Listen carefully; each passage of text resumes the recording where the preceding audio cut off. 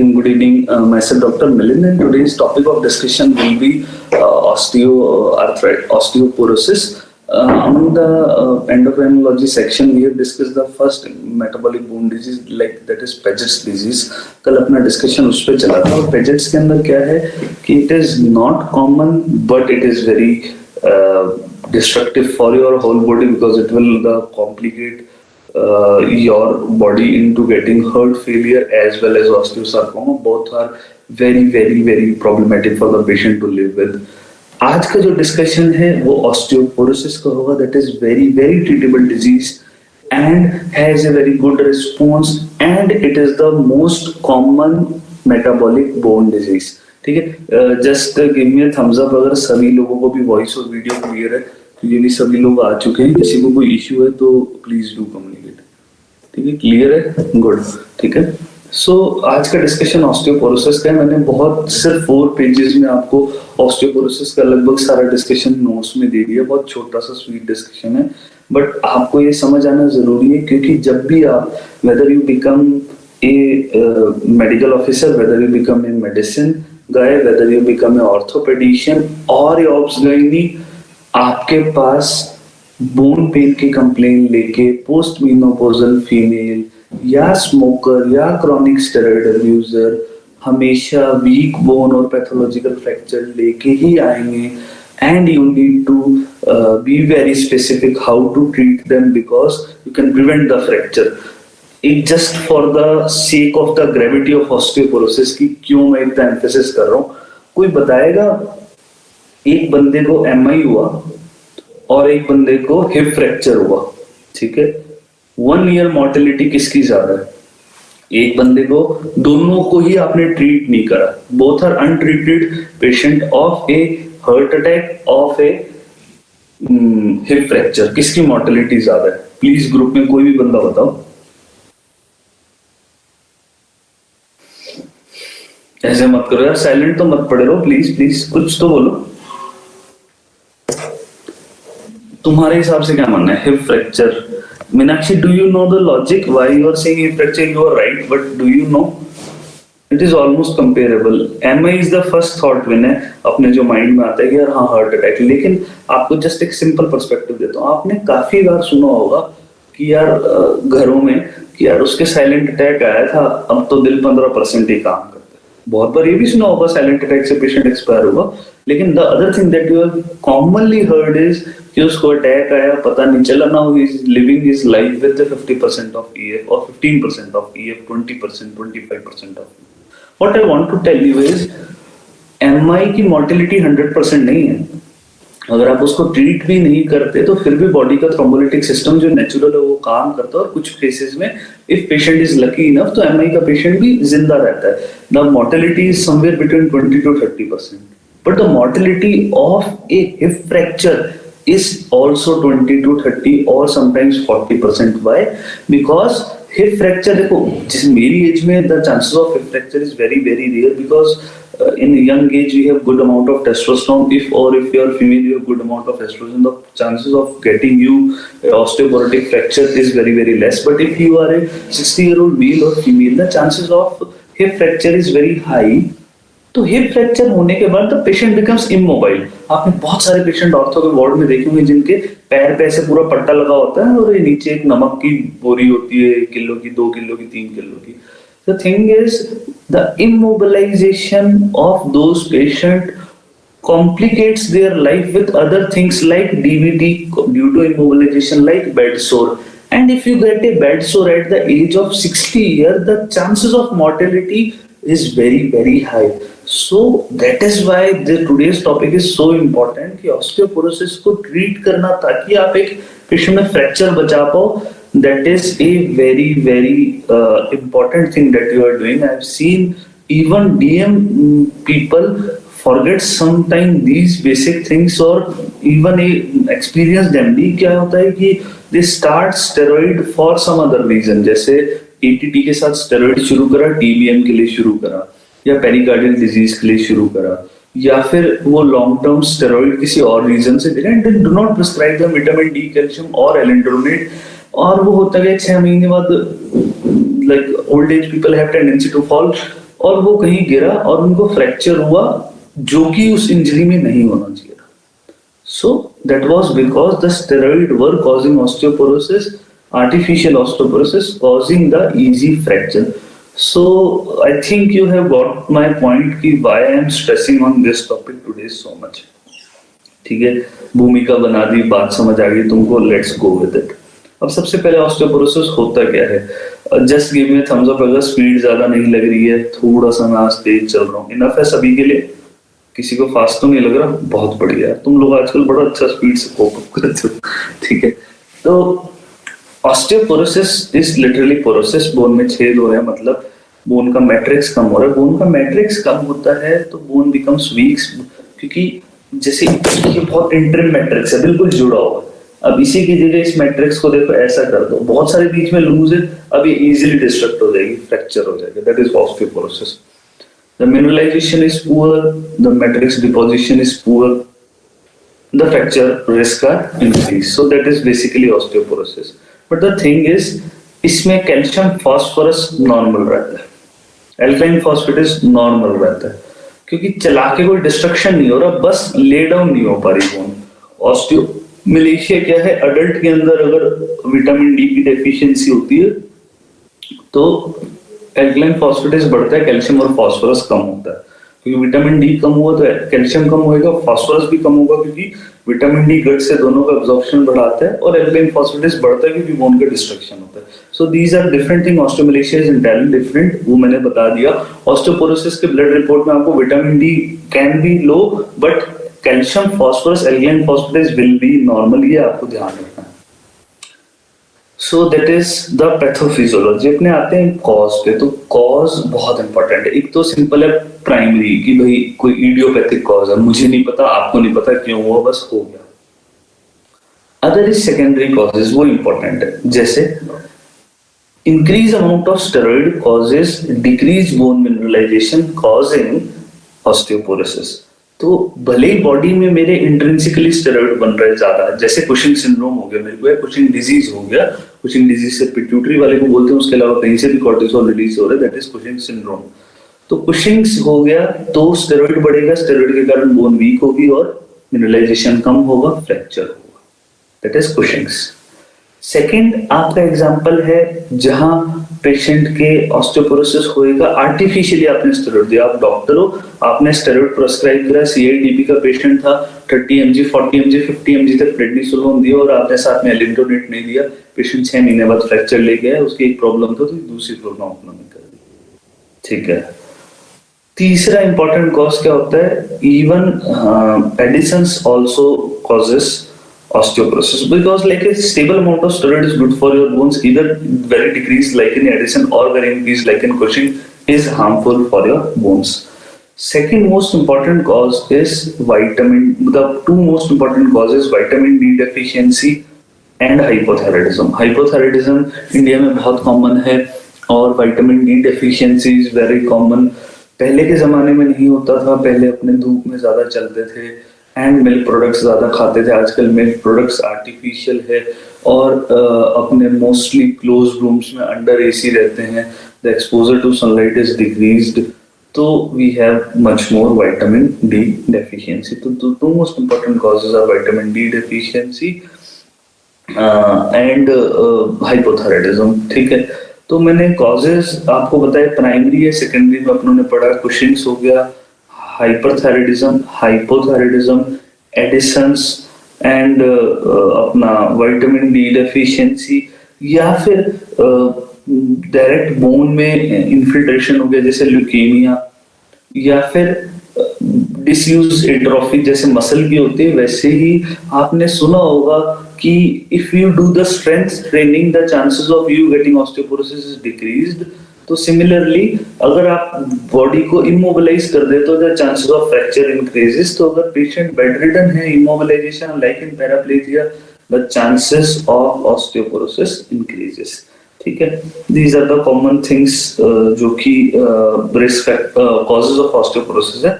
These are the direct causes. तो vitamin D deficiency, तो आप जब आपको कॉज मिल जाता है ऑस्टियोपोरोसिस का, तो आप बिस्फोस्फोनेट तो चलो टेम्पोरेरीली दो, विटामिन डी और कैल्शियम दो ताकि सबस्ट्रेट दो, भाई बोन में छेद हो रखा है, बोन कमजोर हो रखी है, तो नई बोन बनाने के लिए सब्सट्रेट तो चाहिए होगा, तो विटामिन डी कैल्शियम सब ऑस्टियोपोरोसिस में देते हैं। लेकिन मेन चीज क्या होती है, आप कॉज को ट्रीट करो। एक्सेसिव स्टेरॉइड अब्यूज है तो स्टेरॉइड अब्यूज कम करो, हाइपोथायराइडिज्म है तो थायराइड को सप्लीमेंट करो, विटामिन डी की कमी है तो विटामिन डी को सप्लीमेंट करो। That's it is how you approach a patient of osteoporosis. Another is risk factor of osteoporosis, मतलब अभी पेशेंट में ऑस्टियोपोरोसिस हुआ नहीं है लेकिन इस पेशेंट में होगा आगे जाके। One is postmenopausal female. Estrogen is good for your bones, but as soon as you get your menopause, estrogen decrease होता है और उसके कारण पेशेंट को osteoporosis होता है. Another one, the common factor is smoking. Smoking causes increased risk of osteoporosis. Like smoking has so much side effect ना, और increase age also causes osteoporosis. Smoking जैसे क्या होता है, देखो अब मैं आपको जस्ट एक ट्रिक ऑफ द ट्रेड, मतलब स्ट्रीट स्मार्टनेस की सिंपल सी बात बताता हूँ। आपके साथ काफी बार कुछ ऐसे फ्रेंड्स होंगे जो कि अत अमाउंट में सिगरेट पी रहे हैं, एक दिन में 1 डब्बा 2 डब्बा 3 डब्बा, ठीक है। आप उनको बोलोगे कि तेरे को कैंसर हो जाएगा, उनको बोलेगा घंटा फर्क नहीं पड़ता, होएगा तो मरना है, किसी दिन मरूंगा। आप उनको बोलोगे तेरे एमआई हो जाएगा, एक्सेलरेटेड एथेरोस्क्लेरोसिस के, हाँ हार्ट अटैक हो जाएगा तो हो जाएगा, क्या हो जाएगा, ठीक है। आप उसको बोलोगे कि तेरे पेरिफेरल आर्टीरियल डिजीज हो जाएगा, हाँ हो तो होगा हजारों में, तो क्या हो जाएगा। ठीक, सर्वाइवल को कोई प्रायोरिटी नहीं देता, but actual relevant is that. But if you say to your male friend, है ना, I am not talking about female, males में दैट इज कॉमन। तो अगर आपको किसी की स्मोकिंग छुड़ानी और यंग मेल्स में बहुत ज्यादा कॉमन है, जस्ट टेल देम कि यार इफ यू कंटिन्यू स्मोकिंग, ठीक है, तेरे को और किसी चीज का लोड नहीं, यू विल गेट इम्पोर्टेंट, ठीक है। 50% of the smokers will quit the next day, ठीक है, बहुत बढ़िया। इट इज इरेक्टाइल डिसफंक्शन, तो like luxury is most important for everyone, ठीक है। तो जो भी जब भी सेक्सुअल इनकॉम्पिटेंसी की बात करी जाती है, एवरीवन गेट्स वरीड, तो they try to optimise the things. So always if you want to stop smoking of your patient, you can say that if you continue that the atherosclerosis आपकी सब vessel में होगा, and it will get in your penile vessels also, and you will suffer from erectile dysfunction. मैंने आपको पहले भी एक important चीज बताई थी, चलो मैं दोबारा आपसे रिवाइज करने के लिए, इंटरेस्टिंग है इसलिए पूछता हूँ। एक डायबिटिक पेशेंट आता है, 50-year-old डायबिटिक पेशेंट है, and he is coming with erectile dysfunction, and his erection was normal like 6 months back, and since last 6 months आपने साइकोजेनिक कॉज रूल आउट कर लिया, अपने उसको ये भी पूछ लिया कि पार्टनर के साथ अट्रैक्शन है या नहीं है, दोनों के बीच केमिस्ट्री है या नहीं है, कोई स्ट्रेस तो नहीं है, देयर इज नथिंग एल्स, ठीक है। नेक्स्ट टेस्ट क्या होगा, नेक्स्ट अप्रोच क्या होगी, whether you give him sildenafil और you won't give him anything, you get a penile Doppler, just tell me what is the next step. मैंने आपको सारे ऑप्शन नहीं दिया, आई जस्ट वांट, मैं देखना चाहता हूँ किसने नोट्स पढ़े। एनीबडी, एक मेल आता है, डायबिटिक है, इरेक्टाइल डिसफंक्शन के साथ आ रहा है, 50-year-old है, what will be your next step, whether you give him sildenafil and let him enjoy his life, और you will do something extra test for that person. बताओ यार, प्लीज ऐसा मत करो, मेरे को बड़ा दुख होता है अगर तुम पुरानी चीज नहीं पढ़ते तो। कोई तो बोल दो यार, चलो कोई नहीं, मान लिया चलो हाइपरटेंशन पे भी है, कोई बात नहीं। मैं तो इतना पूछ रहा हूँ, एक male diabetic patient erectile dysfunction के साथ आया, क्या सिल्डेनाफिल देके घर पे भेजोगे या कुछ सीरियस चीज के बारे में सोचोगे? विल नॉट गिव सिल्डेनाफिल, तो क्या करोगे? सोचो यार।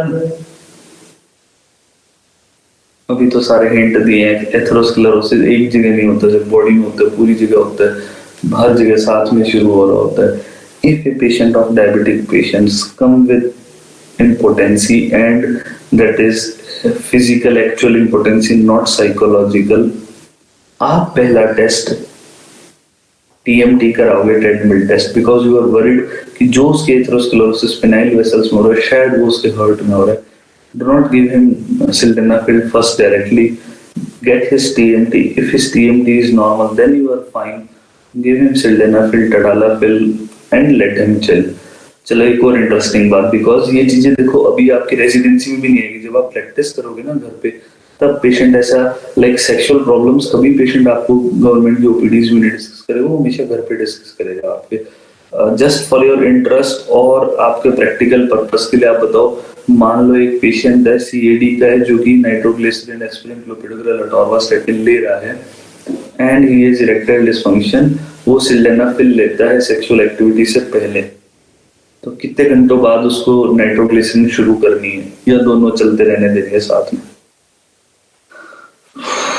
क्वेश्चन है दोनों आपके, एक क्वेश्चन है सिल्डेनाफिल कितनी देर बाद शुरू करनी है और एक दूसरा क्वेश्चन है टडालाफिल कितनी देर बाद शुरू करनी है, साथ में नहीं देंगे, यू आर एब्सोल्युटली राइट। ठीक है, कितने टाइम का गैप देंगे? 24 आवर्स का गैप देंगे in case of sildenafil because it is shorter acting, बिल्कुल सही। And in case of tadalafil, you will start the nitroglycerin after 48 hours because it is very very longer acting drug. ठीक है, और ठीक है, so that is just few interesting points to catch you up, है ना, ताकि आप लोग बोर ना हो, बिकॉज ये चीजें इंपॉर्टेंट है और कोई बताता नहीं है, और इवेंचुअली क्या होता है कि that patient will die 6 months after for due to AMI, है ना, that might have been preventable with our intervention. That is why I am saying कि छोटे छोटे क्लूज को पकड़ने की कोशिश करो। मरने से पहले पेशेंट 1000 हिट देता है, अपने एक भी नहीं ले पाते हैं, that eventually will lead to his death. ठीक है, अब हमें बात करते हैं science and symptom. Biggest risk factor of osteoporosis, first is menopause, मैंने बताया सभी आपके पास फीमेल्स आएगी।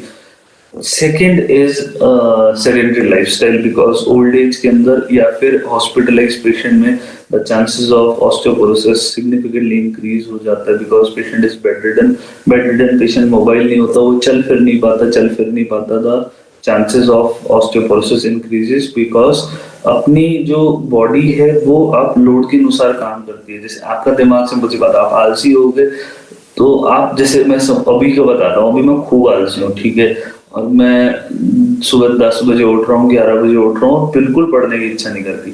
लेकिन अगर आप मेरे को रेजिडेंसी में देखते हो तो रेजिडेंसी में हमारा ऐसा चलता था कि रात को 2 बजे सो रहे हैं, सुबह 6-7 बजे उठ के वाइटल्स ले रहे हैं, फिर पूरे दिन काम कर रहे हैं। पढ़ाई तो अगर उस टाइम ज्यादा नहीं होती थी, मेन काम होता था, और हम सुबह 6 से लेके रात को 2 बजे तक ऑलमोस्ट विद 3 मील्स और मिनिमम रेस्ट से हम काम करते थे।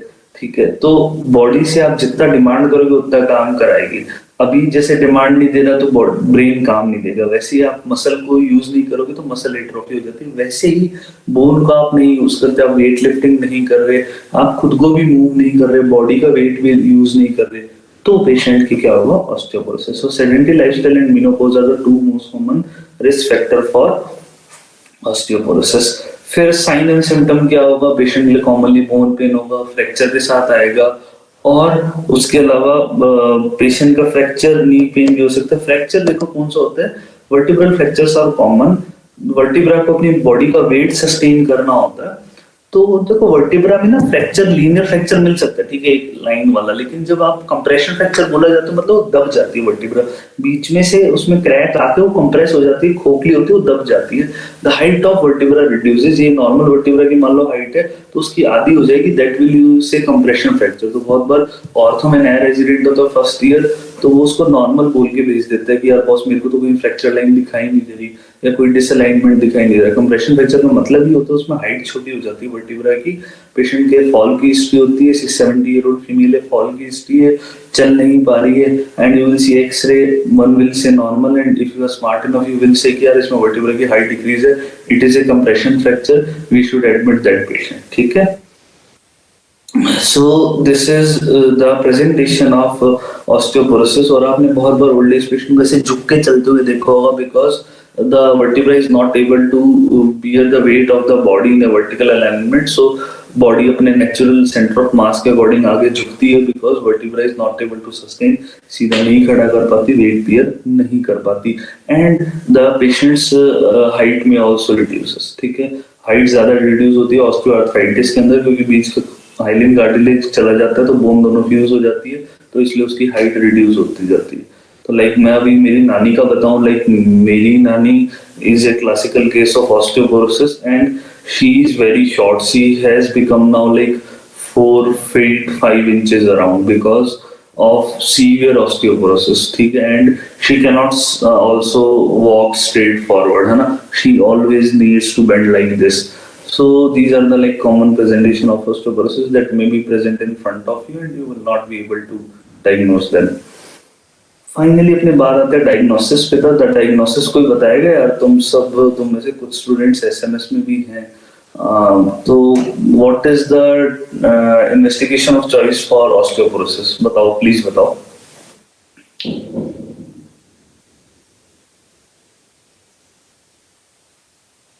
ऐसा मत करो यार।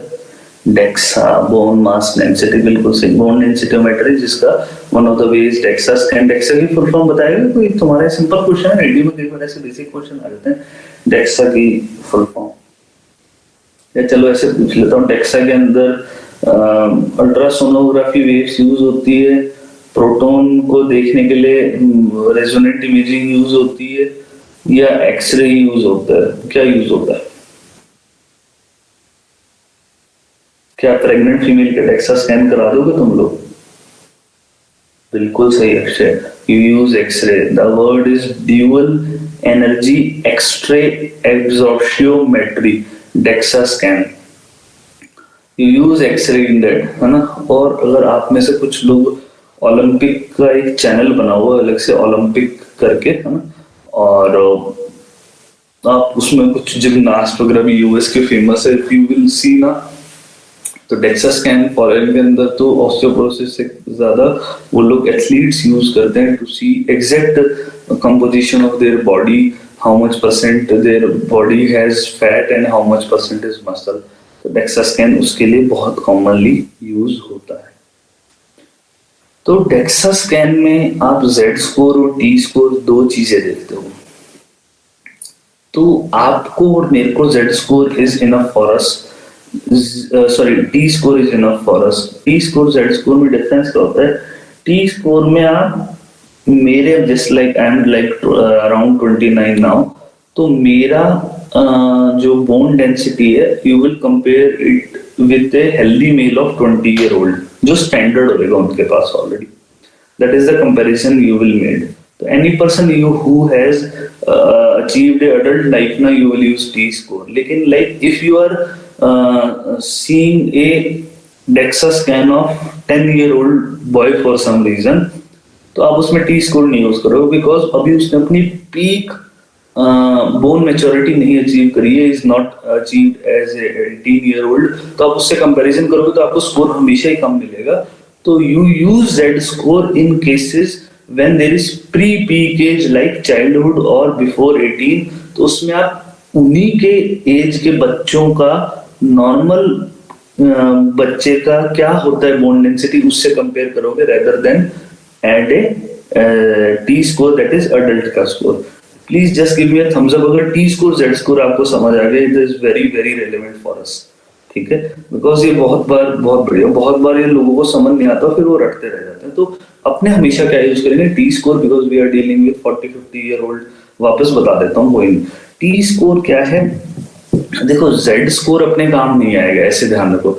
मान लो टी स्कोर क्या है, मैं 29 ईयर ओल्ड हूँ, मेरा डेक्सा स्कैन कराया, you will compare my DEXA scan with a normal person, जो कि उस कंप्यूटराइज ने 1000 नॉर्मल पर्सन को लेके लिया हुआ, कॉमनली आर्मी के पर्सन को रिक्रूट करते हैं, और देखा कि एक नॉर्मल 20 साल के 22 साल के अडल्ट मेल का बोन डेंसिटी कैसा होना चाहिए। आपने देखा मेरा उसके इक्वल है, मतलब आई एम फाइन। आपका मेरा 1 स्टैंडर्ड डेविएशन कम या ज्यादा है, आई एम फाइन। मेरा 1 से ज्यादा कम है, मतलब मैं बोन मेरी वीक हो रही है, मतलब ऑस्टियोपीनिया हो रहा है। मेरा 2.5 से भी ज्यादा कम है, 2.5 से भी कम, मतलब नॉर्मल जितना डेंसिटी था उससे 2.5 से भी 2.5 अपना लेस है, that means I am having osteoporosis. Z score क्या होता है?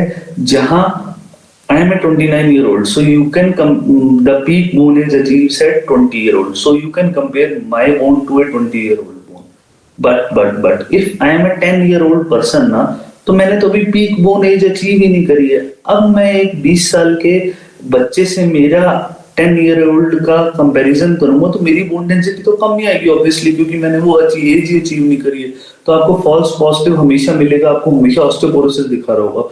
तो जेड स्कोर में you equalize with age, sex and one more thing I don't know. तो एज और सेक्स से आप कंपेयर करते हो तो आप देखते हो उस 10 साल के बच्चे की बोन डेंसिटी कंपेयर करते हो नॉर्मल बच्चे जो कि 10 साल के होते हैं उनकी कितनी बोन डेंसिटी है। मीनाक्षी क्लियर हो गया अभी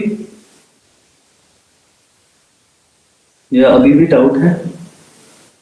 just give me thumbs up. ठीक है ठीक है, अगर किसी को इसके बाद भी इश्यू रहे तो just send me personal message on WhatsApp, I will clear that. तो डेक्सा स्कैन होता है, एक मशीन होता है जिसमें घुमाते हैं, मतलब पेशेंट वहीं पड़ा रहता है और वो ऐसे एकदम से तेजी से जाती है। तो प्रेग्नेंट फीमेल में नहीं कराना प्लीज डेक्सा स्कैन। ठीक है, मेरे को यूजी में मेरे को पता नहीं था तो मेरे को ऐसा लगता था डेक्सा इज लाइक वेरी, क्योंकि मैंने डेक्सा की मशीन देखी होती है। अगर आप लोग एसएमएस में हो देखना, बहुत प्यारी मशीन होती है, 2 मिनट में ऐसे स्कैन एकदम से करके लेके जाती है। तो डेक्सा स्कैन आपको फीमेल्स में नहीं कराना, प्रेग्नेंट फीमेल्स में। ठीक है, आपने देखा टी स्कोर लेस देन 2.5 है, इसका मतलब ऑस्टियोपोरोसिस है। ऑस्टियोपोरोसिस है तो बिस्फॉस्फोनेट्स दिया, वो -1 से -2.5 है, इसका मतलब इस पेशेंट में ऑस्टियोपीनिया है, मतलब बोन वीक तो है लेकिन सप्लाई कम है। आप भी इसको सही कर सकते हो, उन पेशेंट में विटामिन डी कैल्शियम शुरू कर दो। ठीक है, यही एक चीज बताता हूँ। ये अल्टीमेटली बोन डेंसिटी देखिए, एनीबडी नो किन केस में एक्चुअल में ऑस्टियोपोरोसिस है लेकिन टी स्कोर नॉर्मल दिखाई देगा या फॉल्स रेज टी स्कोर दिखाई देगा लेकिन एक्चुअल में बोन कमजोर होगी।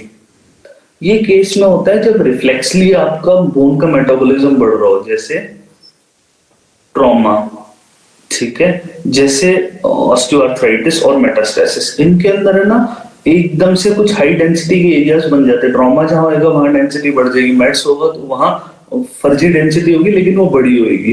तो इन केसेस के अंदर फॉल्सली रेज टी स्कोर आता है। ऑस्टियोआर्थराइटिस में भी आप भरोसा नहीं करते टी स्कोर पे। ऑस्टियोपीनिया और ऑस्टियोपोरोसिस, ऑस्टियोपोरोसिस में दिमाग में लगाना बिस्फॉस्फोनेट्स देना। ऑस्टियोपीनिया मतलब आपने डेक्सा सस्पिशन कराया कि इस पेशेंट का alkaline phosphatase calcium phosphorus normal है और इसके बोन पेन है, ये एज ज्यादा है, ऑस्टियोपोरोसिस हो सकता है। डेक्सा स्कैन कराया, स्कोर आया -1.5, इसका मतलब ये ऑस्टियोपीनिया है। आपने विटामिन डी कैल्शियम देके घर पे भेज दिया, उनको बोला स्मोकिंग बंद करना और आप रोज चला करो फिरा करो, अगर आप जिम जा सकते हो जिम जाया करो। Good, very good job.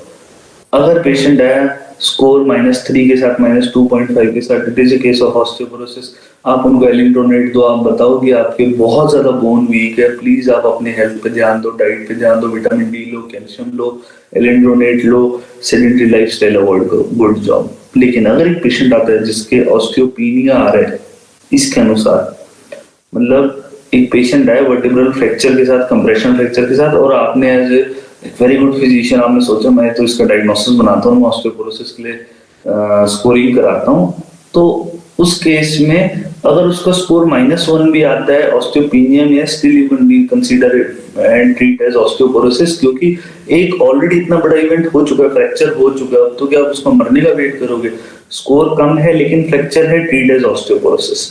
ठीक है, या फिर स्कोर कम है, जैसे -1.5 स्कोर है, ऑस्टियोपीनिया का स्कोर है, लेकिन 3 रिस्क फैक्टर है, मतलब मान लो एक स्टेरॉइड भी ले रहे, एक पोस्ट मेनोपॉजल भी और एक स्मोकिंग भी है। तो मतलब एक बुढ़ी आंटी जो कि दमादम स्मोक भी करती है और नशे के लिए स्टेरॉइड्स भी लेती है, उस आंटी को आपको स्कोर 1.5 भी माइनस आ रहा है तो भी आप उसको एलिंड्रोनेट दो, because she is at risk of, significant risk of osteoporosis. ठीक है, अब ट्रीटमेंट क्या होगा? Treatment on prevention of osteoporosis. Prevention का रिस्क फैक्टर बताओ, सिगरेट बंद करो, दारू बंद करो, ठीक है, सेडेंटरी लाइफस्टाइल अवॉइड करो, विटामिन डी लो और हेल्दी फूड खाओ, that is good. Second prevention क्या होता है? किसी में ऑलरेडी रिस्क फैक्टर है, स्मोकर है, वो बोल रहा है मैं स्मोकिंग छोड़ूंगा नहीं, कर लो डॉक्टर साहब, आपको जो करना है कर लो, मैं मर जाऊंगा लेकिन स्मोकिंग नहीं छोड़ूंगा। It happens, smoking is so addictive. तो आप उसको क्या दोगे? आप उसको दोगे vitamin D plus calcium, daily dose दोगे।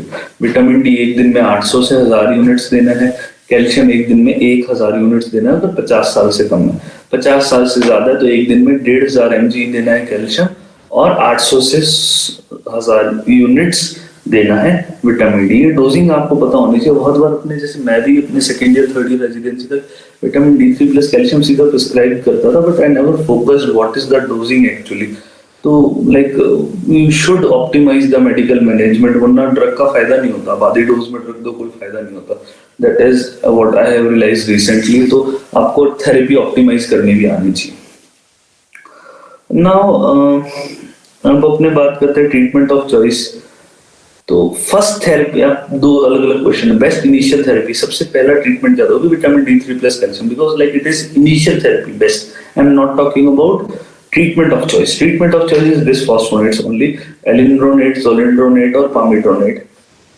इनका साइड इफेक्ट मैंने कल बताया था, जॉ नेक्रोसिस हो सकता है, and second of all pill oesophagitis हो सकता है। तो पेशेंट अगर इसको टॉलरेट नहीं कर रहा तो आजकल एक बहुत अच्छा इंजेक्शन है डेनोसुमैब, जो कि रैंक एल इनिबिटर है, रैंक लाइगेंड इनिबिटर है। और इसकी बेस्ट बात क्या है, 6 मंथ्स में एक बार देना पड़ता है, सबक्यूटेनियस देना पड़ता है। It is very very good results. तो पेशेंट टॉलरेट नहीं कर रहा, हर हफ्ते एलिंडोनेट नहीं ले सकता, उसको बार बार इसोफेजाइटिस हो रहा है, why like irritate him, just give him denosumab. The problem only is the price itself. denosumab का इंजेक्शन अराउंड 15,000 का एक आता है, so that is the problematic thing. तो अगर अफोर्डेबल पेशेंट है, प्रॉब्लम में है, बोलता है डॉक्टर साहब मेरे को नहीं लेनी है हर हफ्ते दवाई, you can give him denosumab. It has very very good results. ठीक है। और the only thing that you have to check is for hypocalcemia, because वो बोन में डिपोजिशन इतना ज्यादा कैल्शियम का करा देता है कि कई बार ब्लड में कम करवा देता है। अब अपने बात करते हैं क्या नाम स्पेशल केसेस की। अगर पोस्ट मेनोपॉजल फीमेल है तो ऐसा नहीं कि सब फीमेल के एस्ट्रोजन थेरेपी शुरू कर दी, नहीं। जिसमें सिर्फ हॉट फ्लैशेस आ रहे हैं, सिम्टोमेटिक है और साथ में ऑस्टियोपोरोसिस है, तो दो एस्ट्रोजन। बिकॉज एस्ट्रोजन क्या होता है, जैसे मेरे में टेस्टोस्टेरोन रिप्लेस कर दोगे, just anybody in the chat, मान लो मेरे को टेस्टोस्टेरोन रिप्लेसमेंट थेरेपी चेक करवाते हो शुरू, मेरे 2 टेस्ट क्या चेक करोगे आप लोग? महीने बाद, 2 महीने बाद, प्लीज बताओ मेरे को। ऐसा मत कर रहे। मान लो किसी का टेस्टोस्टेरोन रिप्लेसमेंट थेरेपी चेक करवाया, शुरू करवाया, तो आपको उसको सीबीसी में हिमेटोक्रिट देखना है कि वो कंसंट्रेटेड तो नहीं हो रहा, हिमेटोक्रिट बढ़ तो नहीं रहा। एंड सेकंड ऑफ ऑल आपको देखना है मेरा पीएसए, प्रोस्टेट स्पेसिफिक एंटीजन, और प्रोस्टेट साइज की वो बढ़ तो नहीं रहा, मेरे को प्रोस्टेट कार्सिनोमा तो देखो आप बहुत कम रिस्क है मेरे में शुरू करने का, प्रॉब्लम करने का। लेकिन एक फीमेल में जब एस्ट्रोजन शुरू करते हो तो the chances of breast carcinoma, न्यूट्रन कार्सिनोमा इंक्रीजेस। तो हर मजे में नहीं शुरू करना। जब पेशेंट के बहुत ज्यादा पोस्ट मेनोपॉजल सिम्टम आ रहे हैं with osteoporosis, then you start hormone replacement therapy. क्या क्या यूज कर सकते हो? Tamoxifen, raloxifene. The benefit is raloxifene hot flashes को तो वर्शन कर देगी, लेकिन वो यूट्रस में काम नहीं करेगी, एंटागोनिस्ट होगी, तो यूट्राइन कार्सिनोमा में रिस्क नहीं रहेगा और ब्रेस्ट में भी रिस्क नहीं रहेगा, वो उस बोन पे हेल्दी इफेक्ट प्रोवाइड करेगी। The problem with tamoxifen is it is good for hot flashes but not good for uterus. Uterus पे एगोनिस्ट की तरह काम करती है, तो it will cause slightly increase chances of cancer. तो कोई भी पेशेंट जिसको प्रेगनेंसी है, जिसके यूट्राइन कार्सिनोमा की हिस्ट्री, जिसके ब्रेस्ट कार्सिनोमा की हिस्ट्री है, जिसके डीवीटी की हिस्ट्री है, उन सब में हार्मोन रिप्लेसमेंट थेरेपी नहीं देनी, सिर्फ एलिंडोनेट से काम चलाओ। अब बात आते हैं, एक बंदा 60 ईयर ओल्ड का है जिसके ऑस्टियोपोरोसिस हो रहा है और आपने सीरम फ्री टेस्टोस्टेरोन कराया, कभी टोटल नहीं कराना, फ्री कराया, लो आया, दैट इज हाइपोगोनाडिज्म के कारण ऑस्टियोपोरोसिस हो रहा है। तो सिंपल सी चीज है, हाइपोगोनाडिज्म को ट्रीट करो, टीआरटी टेस्टोस्टेरोन रिप्लेसमेंट थेरेपी दो, वर्क्स लाइक वंडर। ठीक है, पेशेंट आपके हाथ जोड़ के जाएगी, डॉक्टर साहब जिंदगी बदल गई, ठीक है, लेकिन his wife will be irritated with you, but the testosterone therapy works like wonder in cases of osteoporosis in patients with hypogonadism। ठीक है, तो फीमेल में आसानी से नहीं शुरू करना, मैंने बताया कैंसर का रिस्क बहुत ज्यादा है। मेल में like you can easily give without any much worry.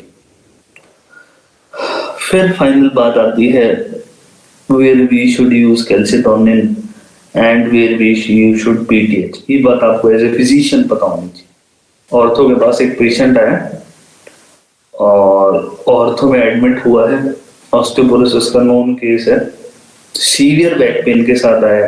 उन्होंने डाइक्लो दे लिया, उन्होंने उसको डाइक्लो दे लिया, ट्रामाडोल दे लिया, वो रिजॉल्व नहीं हो रहा। Now you will what will you give? आप उसको क्या दोगे, कैल्सिटोनिन। मैंने कल भी आपको बताया था बोन पेन के लिए वंडर ड्रग कौन सी है, कैल्सिटोनिन, वर्क्स लाइक वंडर। ठीक है, सो बोन पेन वर्ड आ जाए, आंसर क्या होगा, कैल्सिटोनिन। ठीक है, टीआरटी का ब्रांड नेम तो यार मेरे को भी नहीं पता। मैं आपको यार रिप्लाई कर दूंगा, मेरे को मैसेज ड्रॉप कर देना, आपका पहले वाला मैसेज भी ड्यू है। मैं आज रात को फ्री होऊंगा, then I will communicate with you. तो पहले वाले का भी जवाब दे दूंगा, और आज वाले के लिए आप टीआरटी का मेरे को ब्रांड नेम व्हाट्सएप करके रख दो। ठीक है यार, देखो हम में सरकारी बंदे, मैं एमबीबीएस एमडी सब चीज गवर्नमेंट में, और हमारे को मतलब स्ट्रिक्ट ऑर्डर है कि प्राइवेट की कोई चीज नहीं लिखनी। So we are like newbie in the private scenario. हमको सिर्फ शॉर्ट नेम पता है, ब्रांड नेम बहुत कम पता है। जितने आपको पता है प्रोबेबली शायद उतने ही मेरे को पता है। ठीक है, अब फाइनल बात करता हूं मैं किसकी, कैल्सिटोनिन कब दोगे, if osteoporosis patient present with severe pain you will give calcitonin. Final बात आती है पीटीएच कब दोगे, अगर एक पेशेंट है ऑस्टियोपोरोसिस का जिसको फ्रैक्चर हो चुका है और वो ऑलरेडी एलिंडोनेट ले रहा था। तो मेरी बात समझो, ऑस्टियोपोरोसिस था, आपने बहुत अच्छे डॉक्टर की तरह उसको एलिंडोनेट दिया, अब भी उसको सिंपल सी इंजरी से फ्रैक्चर हो गया, तो अब एलिंडोनेट और देने का कोई फायदा नहीं है, because now that is not working, that is why patient got a hip fracture. तो सबका बाप हार्मोन कौन सा है बोन के लिए, प्लीज बताओ, बोन के लिए सबसे अच्छा हार्मोन कौन सा है, चैट में बताओ। फिजियोलॉजी का क्वेश्चन है यार, बोन को कौन मेंटेन करता है, ये सारे बोन के मेटाबॉलिज्म में कौन सा हार्मोन मेंटेन करता है, विटामिन डी के अलावा, विटामिन डी से भी ज्यादा पोटेंट है पीटीएच। तो सिंपल सी बात है, जब बोन का फ्रैक्चर हो चुका है, नॉर्मल से रिजॉल्व नहीं हो रहा है, एलिंडोनेट दे रहे थे ऑलरेडी, तो सबका बाप दे दो, क्या दे दोगे, टेस्टोस्टेरोन, सॉरी पीटीएच। ठीक है, सो पैराथायरॉइड हार्मोन टेरीपेराटाइड। कोई मेरे को साइड इफेक्ट बताएगा टेरीपेराटाइड का, प्लीज प्लीज प्लीज यार, तुमसे एक्सपेक्ट करता हूँ मैं, फार्मा का क्वेश्चन है। मेरे को टेरीपेराटाइड 3 साल तक दे दिया, क्या हो जाएगा,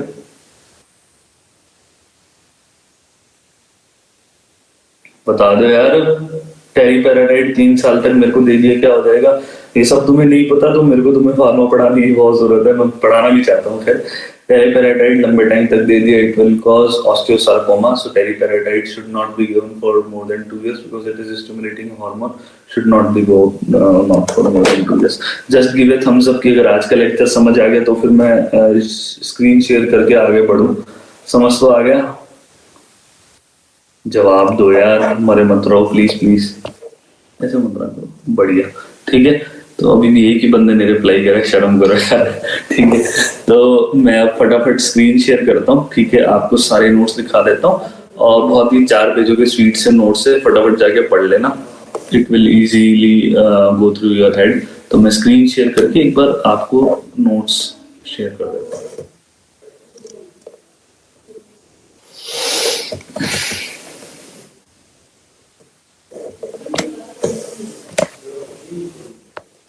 अभी देखो, ऑस्टियोपोरोसिस में बोन मैट्रिक्स कम हो जाता है, बोन मिनरलाइजेशन कम हो जाता है। इस डायग्राम से आपको समझ आ जाएगा, वर्टिब्राई नॉर्मल हेल्दी बोन है, देखो नॉर्मल पोरस है, अच्छी है। इसमें देखो बेचारे फट फट के, तो इसका यार मतलब फटा हुआ पर्दा हो गया, ऑस्टियोपोरोटिक बोन होगी, पूरे छेद पड़े इन पे सारे, तो it is easily fragile bone, easily fracture हो जाएगी ये बोन।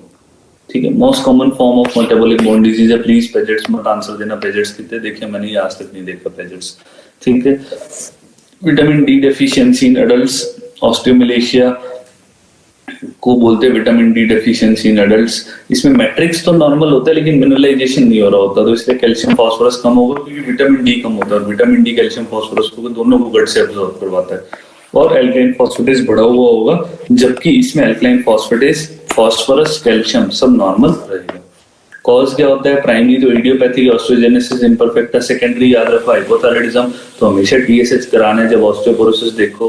स्टेरॉइड जब भी ज्यादा होगा, भले ही वो कुशिंग के कारण हो, भले ही बाहर से स्टेरॉइड लेने के कारण हो, हाई विटामिन डी डेफिशिएंसी के कारण होगा, टेस्टोस्टेरोन एस्ट्रोजन कम हो जाएगा, मतलब पोस्ट मेनोपॉजल या ओल्ड एज मेल के अंदर होगा तो भी ऑस्टियोपोरोसिस हो जाएगा। ठीक है, लाइक मेरे दादाजी के भी सेम कंप्लेन थी, and they got like 2 injection of Deka, and like उनमें एनर्जी लेवल्स एंड ऑस्टियोपोरोसिस का जो वीकनेस और पेन था, बहुत अच्छा रिजल्ट आता है। So it works wonder, but always get a free testosterone level done, if they are low then only you supplement it. Rheumatoid arthritis, already bone weak है तो चांसेस ऑफ बोन डिस्ट्रक्शन ज्यादा है। ठीक है, anti convergent जैसे phenytoin, इसीलिए phenytoin के साथ क्या देते हैं, फॉलिक एसिड के साथ साथ विटामिन डी देते हैं, क्योंकि फेनिटोइन में फॉलिक एसिड की भी कमी होती है और विटामिन डी की भी कमी होती है, जिससे ऑस्टियोपोरोसिस होता है। एंटीकोएगुलेंट जैसे वारफेरिन, ल्यूकेमिया में बोन इनफिल्ट्रेशन के कारण, पहले प्लेजिया में क्योंकि सेडेंटरी लाइफस्टाइल पेशेंट बैठा रहता है बेड पे, तो कॉमन कॉजेज थे विटामिन डी डेफिशिएंसी और हाइपोथायराइडिज्म, तो टीएसएच और विटामिन डी आप हमेशा कराते हो। और एक और फिर इंपॉर्टेंट पॉइंट आपको कल का रिवाइज करा रहा हूँ, hypothyroidism that is TSH is the only hormone that is non pulsatile, क्योंकि अपनी बॉडी का मेटाबॉलिज्म 24 घंटे चलता रहना चाहिए, इसीलिए टीएसएच आप ओपीडी में पेशेंट आता है हमेशा कभी भी करवा देते हो, लेकिन आप ग्रोथ हार्मोन कभी भी नहीं कराते, आप ग्रोथ हार्मोन रैंडमली नहीं कराते, आप कॉर्टिसोल हार्मोन रैंडमली नहीं कराते, because they all are pulsatile hormones. ठीक है, risk factor, biggest risk factor sedentary lifestyle, so इसलिए चलना फिरना शुरू करो। दूसरा मीनोपॉज, उसको आप रोक नहीं सकते, तो नॉन मॉडिफाइड में तो क्या है, एज को आप रोक नहीं सकते, सेक्स को आप रोक नहीं सकते, और फैमिली हिस्ट्री है उसका आप कुछ नहीं कर सकते। लेकिन क्या आप कर सकते हो, स्मोकिंग छोड़ो, कैल्शियम ज्यादा लो, विटामिन डी ज्यादा लो, और avoid unnecessary use of steroid. इसीलिए आपने कॉमनली देखा होगा गांवों के अंदर लॉन्ग टर्म उनको आर्थराइटिस के लिए स्टेरॉइड देते हैं, क्योंकि स्टेरॉइड ऐसी चीज है दुनिया का कोई भी पेन रिजॉल्व करेगा, और वो पेन को तो इमीडिएट रिजॉल्व करता है, over the time they become osteoporotic, और फिर पेन में वर्सिंग होती है और they get bone fracture. Symptom क्या है, बैक पेन, नी पेन, ये देखो हाइट छोटी होती जाती है, बोन फ्रैक्चर आसानी से हो जाता है, बैक पेन होता है, हंस्ड पोस्चर होता है। ठीक है, तो मेरी नानी की जो एग्जैक्ट ये वाली केस है 65 plus, because she is like 85 year old now, she is exactly this condition, even worse. ठीक है, अब this is compression fracture of the spine. आप यहाँ देखो, ये वर्टिब्रा की हाइट इतनी है, ये वर्टिब्रा की हाइट इतनी है, लेकिन इसकी देखो ऑलमोस्ट आधी होगी, so that is the classical case of vertebral compression fracture, बीच में से पिचक जाती है वर्टिब्रा। ठीक है, तो इसको नॉर्मल नहीं बोलना please. Bone investigation of choice के बोन डेंसियोमेट्री, डेक्सा स्कैन, आप देखो ऐसी मशीन होती है, एसएमएस में पड़ी हुई है, हमारे जोधपुर शायद नहीं थी, आपके है, मैं यूजी में मैंने मशीन देखी थी। तो डेक्सा स्कैन होता है ऐसा, ये ऊपर से एक्सरे मारता है, पूरे बॉडी को एनालाइज कर लेते हैं। देखो डेक्सा स्कैन, आप जहां से पीक करके देखोगे डेक्सा की रिपोर्टिंग है। ठीक है, तो फिर यूजेस ऑफ एक्सरे तो do not do in pregnant females. तो यहाँ देखो, ये नॉर्मल बोन डेंसिटी 0 से +1 तक और -1 तक नॉर्मल है, लेकिन -1 से -2.5 तक ऑस्टियोपीनिया, क्या डायग्नोसिस है, ऑस्टियोपीनिया, और -2.5 से कम होगा तो ऑस्टियोपोरोसिस। टी स्कोर और जेड स्कोर होता है, टी स्कोर -1.5 से -2.5 होगा तो ऑस्टियोपीनिया होगा, और लेस देन 2.5 होगा तो ऑस्टियोपोरोसिस होगा। फॉल्सली टी स्कोर कब बढ़ेगा, जब वहां फर्जी कोई ना कोई इन्फिल्ट्रेशन हो रहा है, जैसे मैट्स का हो रहा है, जैसे ऑस्टियोआर्थराइटिस में इन्फ्लेमेशन के कारण हो रहा है, ट्रॉमा के कारण हो रहा है। ठीक है, ऑस्टियोपीनिया का नॉर्मली आप ऑस्टियोपोरोसिस में बिस्फॉस्फोनेट्स देते हो, ऑस्टियोपीनिया में कब बिस्फॉस्फोनेट दोगे, जहां रिपोर्ट से तो ऑस्टियोपीनिया लग रहा है लेकिन एक्चुअल में ऑस्टियोपोरोसिस है। जैसे ऑस्टियोपीनिया के पेशेंट को अगर फ्रैक्चर हो गया तो आप ट्रीट एज ऑस्टियोपोरोसिस। फिर ऑस्टियोपीनिया के पेशेंट में 3 रिस्क फैक्टर है, जैसे मैंने बताया, बूढ़ी आंटी है मतलब पोस्ट मेनोपॉजल है, और वो नशे करती है मतलब वो सिगरेट पी रही है, और वो जिम जाने के लिए स्टेरॉइड भी लेती है मतलब वो स्टेरॉइड अब्यूजर है। तीनों चीजें कर रही है तो आंटी मतलब थग लाइफ जी रही है, तो उसके जीवन बचाने के लिए आपको विटामिन डी प्लस कैल्शियम ये तो देना ही देना है, मतलब ये तो देना ही देना है, लेकिन साथ में आपको क्या देना है, उसको बिस्फॉस्फोनेट भी देना। तो आंटी को बोलना जितने मजे करने करो, लेकिन ये मेरी दवाई लो। ठीक है, ट्रीटमेंट क्या होता है, रिस्क फैक्टर, प्रिवेंशन क्या है, अगर ऑस्टियोपोरोसिस का रिस्क फैक्टर है या फिर ऑस्टियोपीनिया है तो आप विटामिन डी प्लस कैल्शियम दोगे। विटामिन डी 800 से 1000 यूनिट्स पर डे, और कैल्शियम 50 साल की उम्र से ज्यादा है तो 1500 mg पर डे, 50 साल से कम है तो 1000 mg per day. Avoid immobilisation, walking बढ़ाओ, वेट लिफ्टिंग करो, फिजियोथेरेपी करो। बिस्फॉस्फोनेट्स में क्या होता है, बोन मिनरल डेंसिटी बढ़ाता है। एग्जाम साइड इफेक्ट क्या है, पेलिसोफेजाइटिस और जॉन नेक्रोसिस, टॉलरेट नहीं करा। डिनोसुमैब बहुत प्यारी ड्रग है, बस कॉस्टली है, 6 महीने में एक सबक्यूटेनियस इंजेक्शन लगाएगा, लाइक पेशेंट्स बहुत अच्छे रिव्यू देते हैं इसके। The side effect you watch for is hypocalcaemia. Best initial therapy is hypocalcaemia में क्या होगा, हाइपोकैल्सीमिया में शॉर्ट साइन और ट्रांसल्यूशन, but best initial therapy is vitamin D plus calcium always. लेकिन ड्रग ऑफ चॉइस आपसे पूछा जाए तो आपका आंसर होना चाहिए bisphosphonates. Post menopausal female osteoporosis और हॉट फ्लैशेस आ रहे हैं, मतलब पोस्ट मेनोपॉजल सिम्टम आ रहे हैं, साथ में ऑस्टियोपोरोसिस है, चलो हार्मोन रिप्लेसमेंट यूज कर सकते हैं। लेकिन सिंपल पेशेंट है, कोई सिम्टम नहीं है, लेकिन पोस्ट मेनोपॉजल ऑस्टियोपोरोसिस है, तो एलिंडोनेट दो, हार्मोन रिप्लेसमेंट नहीं देना, बिना बात कैंसर का रिस्क नहीं लेना, दर्द सहन कर लेंगे लेकिन जीवन जरूरी है। एंडोमेट्रियल कार्सिनोमा नहीं देना है, ब्रेस्ट कार्सिनोमा आज था पहले था नहीं देना, एबनॉर्मल यूट्राइन ब्लीडिंग है नहीं देना, लिवर डिजीज है नहीं देना, थ्रोम्बोसिस है नहीं देना, because oestrogen increases the risk of thrombosis as well as derangement of LFTs. लेकिन मेल है, ऑस्टियोपोरोसिस के साथ है और डिक्रीज फ्री टेस्टोस्टेरोन यहाँ लिख लेना, तो आप उसको क्या दोगे, टेस्टोस्टेरोन रिप्लेसमेंट थेरेपी, और वो पेशेंट आपसे जीवन भर बहुत ज्यादा खुश रहेगा। ठीक है, पेशेंट सीवियर बैक पेन के साथ आ रहा है तो आप क्या यूज करोगे, कैल्सिटोनिन। इसकी मैं फोटो आपको डालना भूल गया, अभी आपको डाल के दिखाता हूँ। ठीक है, बहुत बहुत ज्यादा अच्छा इसका वो है रिजल्ट है, ये देख लो, ऐसा होता है कैल्सिटोनिन। ठीक है, ये स्प्रे आता है, इसकी अच्छी बात है, इंजेक्टेबल भी आता है और स्प्रे भी आता है, और है ना पेशेंट को बहुत अच्छा इमीडिएट रिलीफ मिलता है। ठीक है, पेन में बहुत अच्छा रिलीफ मिलता है। तो अगर बोन पेन है और आपको डॉक्यूमेंटेड है वहाँ ऑस्टियोपेनिया है, विद ऑस्टियोपेनिया लिख लेना। ठीक है, मतलब उस एरिया में ऑस्टियोपेनिया है तो कैल्सिटोनिन यूज करो, बहुत अच्छा रिजल्ट है। ठीक है, फिर पेशेंट ऑफ ऑस्टियोपोरोसिस ऑन एलिंड्रोनेट, फिर भी फ्रैक्चर हो गया तो अब आपको किसी चीज का वेट नहीं करना, अब तो आप पैराथायराइड हार्मोन दो, वरना काम नहीं चलेगा। सो यार आई होप मतलब ये लेक्चर तुम्हें कुछ समझ आया।